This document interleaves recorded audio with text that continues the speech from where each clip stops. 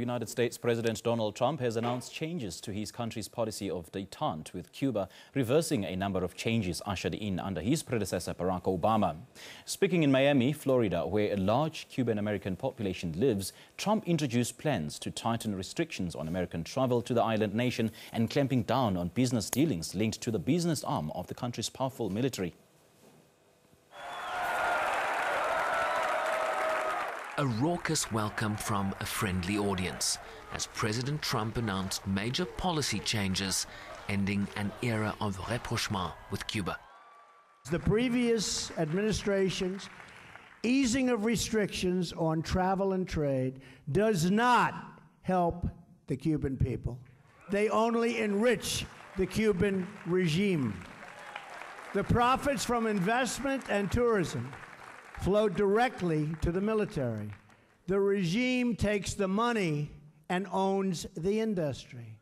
The outcome of last administration's executive action has been only more repression and a move to crush the peaceful democratic movement. Therefore, effective immediately, I am canceling the last administration's completely one-sided deal with Cuba. Emphasizing the lack of human rights in Cuba, the new policy aims to shift money away from business entities aligned to Cuba's military while restricting people-to-people travel that was eased under the previous administration.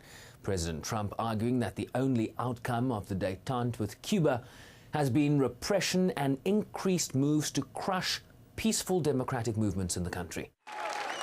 In a seemingly contradictory statement, the president said he'd respect Cuban sovereignty, but would not turn his back on the Cuban people. On a visit last year to Cuba for the funeral of Fidel Castro, prescient words from the leader of South Africa's Communist Party. We hope that what has been started by both President Obama and President Raul Castro will last and will lay a foundation for the ultimate removal of the illegal blockade, by the United States against Cuba. Of course, at the moment, we are quite concerned about what I would really call very disturbing rantings, by the President-elect Trump.